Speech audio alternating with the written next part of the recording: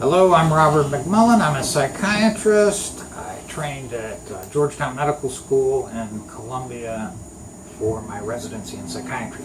And I've been a psychopharmacologist for 36 years, specializing in the medication treatment of depression, anxiety, and so on.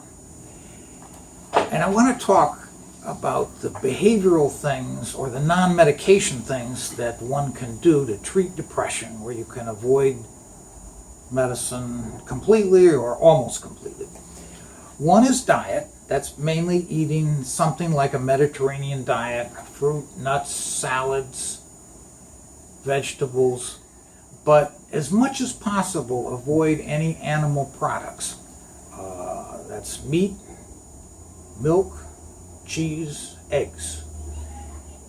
Fish is actually okay. Fish is actually good for depression.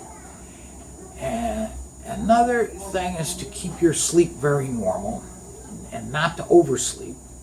And even better would be to force yourself up early in the morning and go outside for a half an hour and walk in the bright light. You can also use a light box for this.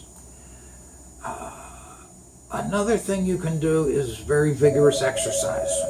1 hour a day, 5 days a week minimum, has a very significant antidepressant effect and works just as well as Prozac.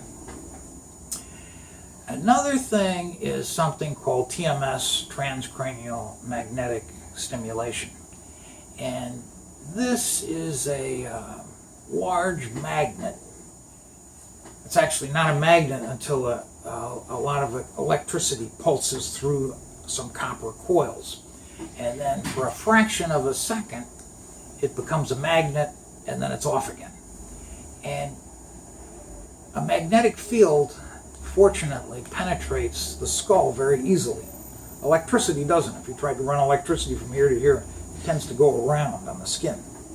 But a magnetic field can enter it very well. And depending on how you do this magnetic pulse, you can stimulate a certain area and make the neurons more easily discharge, or you can inhibit a certain area and quiet the nerves down. And we have various ways of doing this that have been shown to really help depression. We generally think of it taking about 30 treatments, and the treatments usually last about a half an hour. Shock treatment usually takes about 10 treatments, and shock treatment is very different because you run a huge amount of electricity through the brain to induce a seizure, and then the person has an epileptic seizure and they're under anesthesia and they're receiving oxygen, and then they wake up and they're confused and they have a headache. And they may stay confused for days, and they get this 3 times a week till they get 10 treatments. With TMS, generally people have no side effects at all, or maybe a little headache the first time, or a little discomfort in the scalp. They come in, they sit, sometimes they tend to fall asleep, we try to keep them awake, and they have the treatment for a half an hour, and then they get up and they go to work, where they go to school, and their life is not interfered at all except for the time that it takes. This TMS has an advantage over ECT in that it's more durable. It lasts longer. And Harold Sackheim, who was the head of TMS and shock treatment research at Columbia for 20 years, said that TMS is better because it's safer, it's more comfortable, and it lasts longer. He said that depression often recurs in 6 months or a year after shock treatment, and then the person needs another 10 treatments.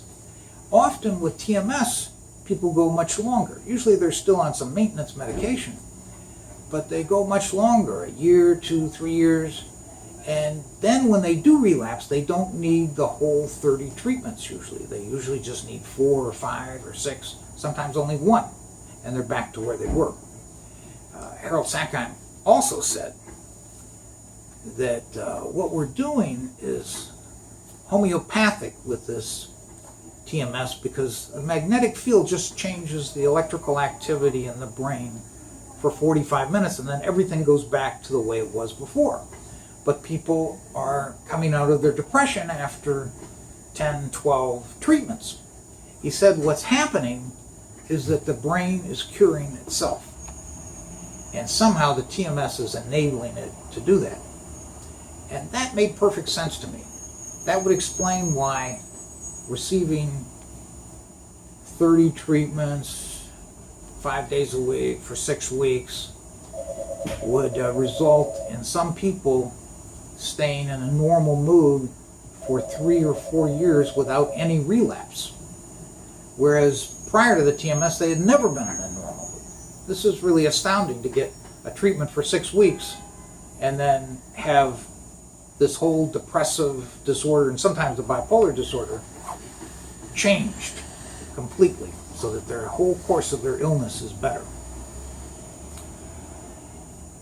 And there is some accumulating research that the TMS looks like it is just as effective as ECT as long as the person's not delusional. If somebody's delusional and they believe that the Afghanistan war was caused by their sins and they're obsessing about something like this, then ECT will help them out. It'll work extremely well. The TMS, not so likely.